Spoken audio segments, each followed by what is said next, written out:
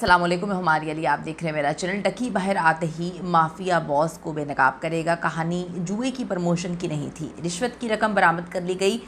रजब भट्ट ने लंदन बैठकर किस तरह से सारी की सारी गेम को घुमा दिया।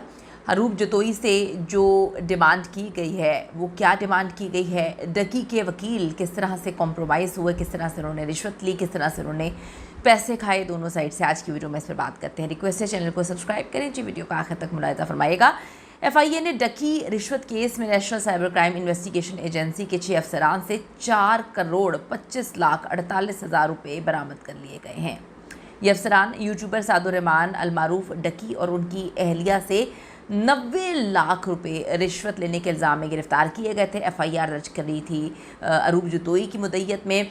FIA ने अदालत को बताया कि मुल्ज़िमान ने मुबैना तौर पर कानूनी ऑनलाइन ऐप्स की केस में रिलीफ देने की एवज़ ये रिश्वत तलब की थी। डकी रिश्वत केस में शामिल मुल्ज़िमान ने में जो है वो additional director Chaudhry Sarfaraz, deputy director Jawar Ahmed, Mohammad Usman और अयाज खान, असिस्टेंट डायरेक्टर शोएब रियाज और मुश्तबा ज़फ़र जो है शामिल है।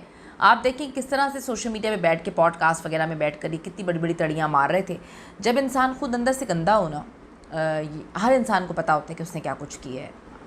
आपका ज़मीर चलने सोया हुआ है, आपने सुला दिया है, लेकिन हर इंसान को पता होता है कि वो क्या गलत कर रहा है, क्या सही कर रहा है। तो जब आप अंदर से खुद वैसे हो ना, तो फिर आपको भाषण नहीं देने चाहिए। आवाम बेचारी सोचती रह गई कि यार कितने अच्छे लोग हैं, ये कितना अच्छा बंदा है, आके बैठ के कह रहा है कि जी हर पाकिस्तान की आवाम के लिए सोच रहा है। तो पाकिस्तान की आवाम के लिए किसने सोचा?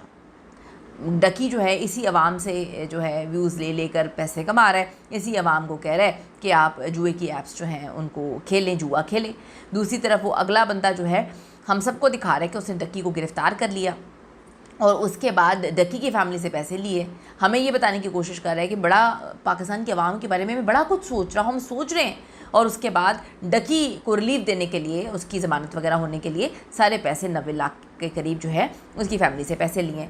तो अब आप देखें NCCIA ने रजब भट्ट और इकरा कंवल को भी तलब किया हुआ था। इन दोनों के वकील मियां अली अशफाक ने बताया कि उनकी लॉ फर्म इस केस में यूट्यूबर की नुमाइंदगी करेगी और उनकी जानिब से तहरीरी जवाब जो है वो जमा करवाया जाएगा।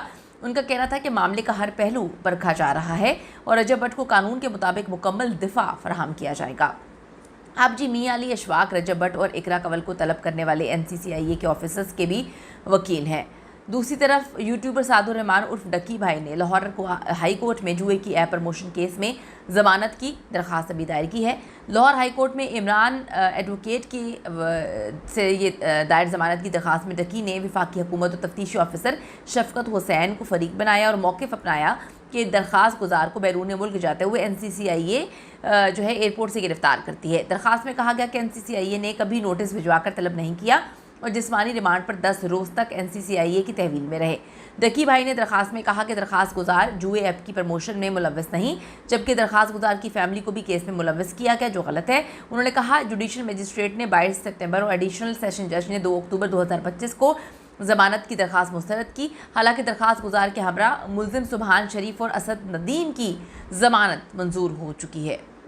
डकी भाई ने अदालत से इस्तदा की कि अदालत ज़मानत गिरफ्तारी जो है वो मंजूर करके रिहा करने का उनको हुक्म दे और दरख्वास्त गुजार अदालत की तसल्ली के लिए ज़मानती मचलके देने के लिए भी तैयार हैं। डकी भाई को गिरफ़्तार करने वाले ऑफिसर्स जो हैं वो रिश्वत लेने के केस में ख़ुद भी अंदर ही हैं, यानी कि सभी ही अंदर हैं इस वक्त। FIA की रिपोर्ट के मुताबिक बरामद शुदा रकम में 70 लाख रुपये अली रज़ा, 9 लाख जवार अहमद, 36 लाख 48 हज़ार शोएब रियाज और 1 करोड़ 25 लाख 48 हज़ार रुपये चौधरी सरफराज से हासिल किए गए हैं।